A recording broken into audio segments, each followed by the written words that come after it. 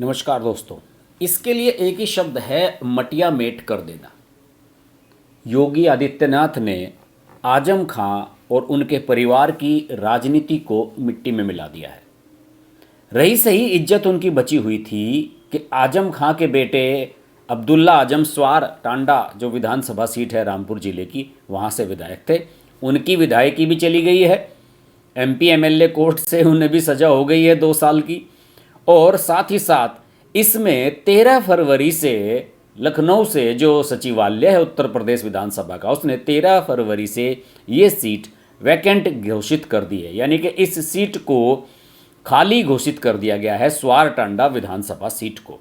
यानी अब यहाँ भी उपचुनाव होगा और 1 साल के अंदर चौथा उपचुनाव उत्तर प्रदेश की रामपुर जिले की लोकसभा कह सकते हैं या विधानसभा कह सकते हैं, देखने जा रही है। मैं बताता हूं कि घटनाक्रम क्या हुआ है। एमपी एमएलए कोर्ट से 2 साल की सज़ा सुनाई गई है स्वार के विधायक अब्दुल्ला आजम को, जो आजम खां के बेटे हैं। और विधानसभा सचिवालय के विशेष सचिव मोहम्मद मुशाहिद ने इसी बाबत कल एक अधिसूचना जारी की और इस सीट को 13 फरवरी से रिक्त घोषित कर दिया गया, जिस दिन अब्दुल्ला को जिस दिन सज़ा सुनाई गई। अब्दुल्ला आजम के पिता पूर्व मंत्री आजम खां की सदस्यता भी इसी तरह समाप्त हुई थी।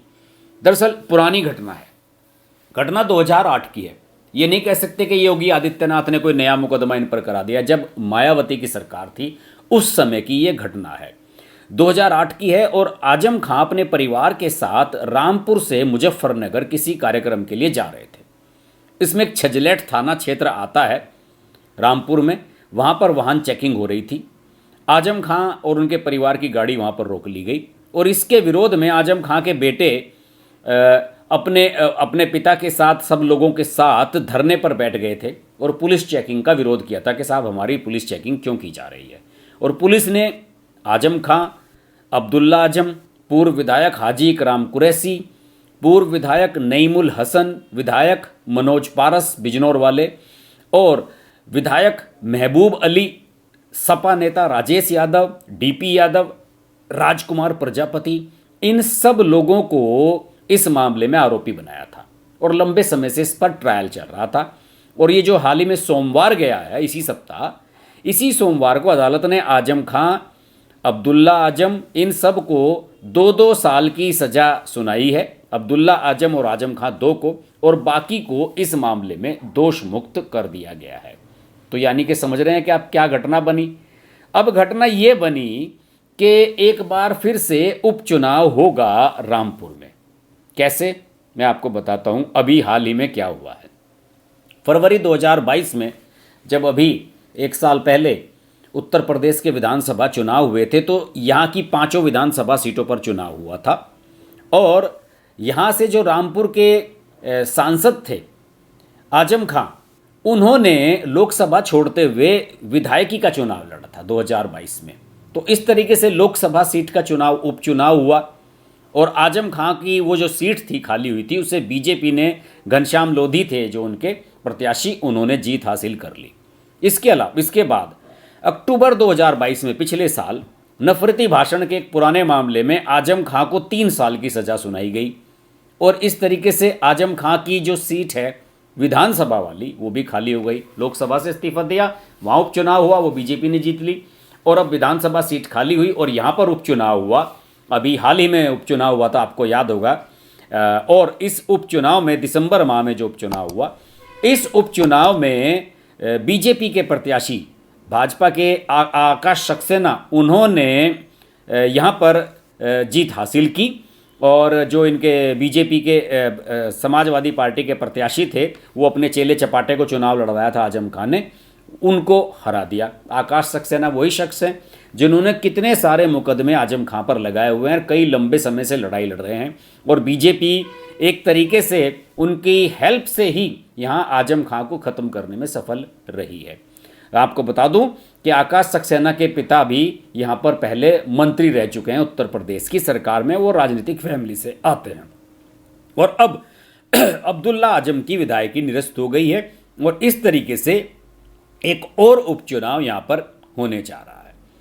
अभी जब 2022 का चुनाव हुआ था तो स्वार सीट से बीजेपी का प्रत्याशी इनके सामने नहीं था अब्दुल्ला आजम के, मुस्लिम काफ़ी हैं उस सीट पर, इसलिए अपना दल एस जो अनुप्रिया पटेल वाली है उसके प्रत्याशी, उसके खाते में बीजेपी ने सीट दे दी थी और उनका प्रत्याशी यहाँ लड़ा था और इस तरह से अब्दुल्ला आजम जीत गए थे। अब यहाँ पर उपचुनाव होने जा रहा है और मुझे लगता है कि बहुत जल्द इसमें बहुत तारीख घोषित करने वाली है। देखिए कल जैसे ही यहाँ पर इनकी विधायकी गई, वैसे ही बीजेपी के नेता पूर्व केंद्रीय मंत्री मुख्तार अब्बास नकवी, जो यहाँ से रामपुर से सांसद भी रह चुके हैं और रामपुर से बिलोंग करते हैं, वो कल तुरंत पहुँच गए अपने रामपुर स्थित आवास पर। शंकरपुर में उनका आवास है, वहाँ पर मीडिया से मिले, बीजेपी के कार्यकर्ताओं से मिले। बीजेपी के जिला अध्यक्ष अभय गुप्ता वहाँ मौजूद थे, सांसद घनश्याम लोधी मौजूद थे, जिला पंचायत अध्यक्ष ख्याली राम लोधी मौजूद थे। सभी लोग इकट्ठे हो गए और रणनीति बननी शुरू हो गई कि किस तरीके से इस सीट को जीता जाए। हालांकि वो किसी किसान मेले में भाग लेने के लिए वहाँ पर गए हुए थे। देखिए मुरादाबाद की कोर्ट से 2 साल की सज़ा मिली है इन्हें, अब्दुल्ला आजम को, और इनकी विधायकी निरस्त की गई है। अब्दुल्ला की विधायकी 13 फरवरी से निरस्त घोषित की गई है और इसके साथ ही स्वार विधानसभा सीट ये रिक्त हुई है। 2022 के विधानसभा चुनाव का मैंने आलम बताया। आजम खां को रामपुर की एमपी एमएलए कोर्ट ने 27 अक्टूबर 2022 को नफरती भाषण देने के मामले में डिस्क्वालीफाई किया था और 28 अक्टूबर को उनकी विधायकी निरस्त कर दी गई थी। ये सारे मामले चल रहे हैं, अभी इन पर और भी मामले चल रहे हैं। कल भी कोर्ट में पेशी होनी थी आजम खां की, लेकिन वो बीमार होने के कारण नहीं पहुंचे। अब 24 फरवरी की इसमें डेट लगी है। मैं आपको बताऊं कि मामला क्या है।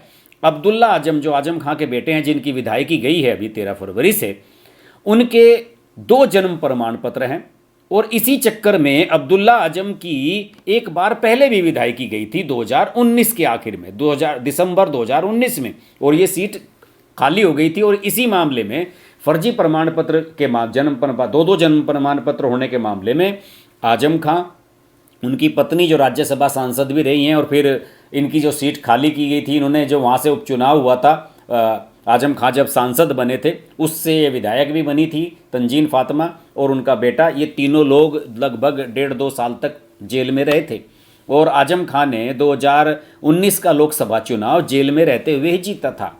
और अभी कुछ ही समय पहले आजम खां जमानत पर छूट कर आए थे। जब ये उपचुनाव हुआ था यहाँ का रामपुर का, उस समय छूट कर आए थे और उनके बेटे लोकसभा चुनाव के बाद छूट कर आए थे। तो काफ़ी स्थिति 2019 में भी अब्दुल्ला आजम की जब विधायकी चली गई थी तो उस समय सीट वैकेंट हुई थी, लेकिन उसके बाद कोरोना काल आ गया और यहाँ पर कोई उपचुनाव, उत्तर प्रदेश में 7-8 सीटें खाली हुई थी, लेकिन बीजेपी ने किसी पर भी उपचुनाव नहीं करवाया। और 2022 में ही सीधे जब विधानसभा चुनाव हुए उन्हीं के साथ पर यह चुनाव कराया गया था। तो इस तरीके से बहुत लंबा चौड़ा किस्सा है आजम खां और उनके परिवार का, उन पर मुकदमों का लंबा चौड़ा, जौहर यूनिवर्सिटी को लेकर कितने सारे मामले चल रहे हैं। और कैबिनेट का जो फैसला हुआ है अभी हाल ही में, उसके फैसले और शासन के निर्देश के बाद जो उनकी मौलाना मोहम्मद अली जौहर प्रशिक्षण एवं शोध संस्थान की बिल्डिंग है वहाँ पर, उसको भी खाली कराने का नोटिस जारी कर दिया गया है।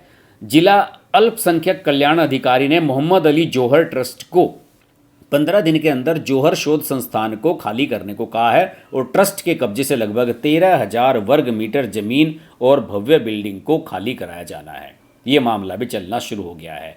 यानी कि एक के बाद एक योगी आदित्यनाथ ने पिछले 5-6 साल में आजम खां को जिस तरीके से बर्बाद किया है, जिस तरीके से तबाह किया है, वो अपने आप में एक बेमिसाल है। लोग ये सोचते थे कि आजम खां का कोई कुछ नहीं बिगाड़ सकता, आजम खां जब तक रहेंगे उनकी राजनीति इसी तरीके से चलती रहेगी। लेकिन योगी आदित्यनाथ ने उनके खिलाफ जितने भी मामले थे उन सब पर तेजी से पुलिस से कार्रवाई करने को कहा। सारे मामलों में पुलिस पर दबाव बनाकर रखा गया, जिनमें रिपोर्ट्स लगनी थी, फाइनल रिपोर्ट्स लगनी थी, जांच होनी थी। सारे मामलों को 1 बाय 1 अनफोल्ड किया गया।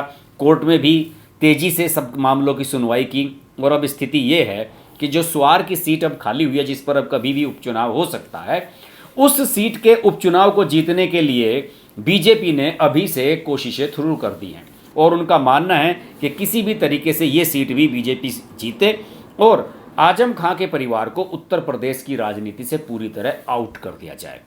ये एक बहुत बड़ा सेटबैक है अखिलेश यादव के लिए। जो हवा में उड़ रहे हैं 2024 का लोकसभा चुनाव हम ये कर लेंगे, वो कर लेंगे, फलां से गठबंधन कर लेंगे, लेकिन जिस तरीके से आजम खां के परिवार को ठिकाने लगाया है योगी आदित्यनाथ ने, ये किसी ने सोचा भी नहीं था, ख्वाब में भी नहीं सोचा था कि इस तरह का एक्शन भी इनके खिलाफ हो सकता है और एक समय आजम खां का पूरा परिवार या तो जेल में या फिर घर पर बैठा हुआ नजर आ सकता है। उत्तर प्रदेश की राजनीति में बहुत कुछ होने जा रहा है। अब उपचुनाव होगा, प्रत्याशी घोषित होंगे, चूंकि ये अपना दल एस के कोटे में थी, अब इस पर बीजेपी अपना प्रत्याशी उतारेगी या नहीं, बहुत सारे सवाल होंगे। इस पर हम समय समय पर चर्चा करते रहेंगे। हम लाइव भी आते हैं और जब हम लाइव आते हैं तो नोटिफिकेशन के लिए बेल आइकन प्रेस करना आपके लिए ज़रूरी हो जाता है, वरना आप मुझसे लाइव नहीं जुड़ सकते। अगर आप मुझसे लाइव जुड़ना चाहते हैं, मेरे व्हाट्सएप ग्रुप में जुड़ना चाहते हैं, तो साहब मेरे चैनल की मेंबरशिप भी आपको तुरंत लेनी चाहिए। ऐसे ही किसी अन्य दिलचस्प वीडियो के साथ आपके सामने फिर प्रस्तुत होंगे। तब तक के लिए नमस्कार।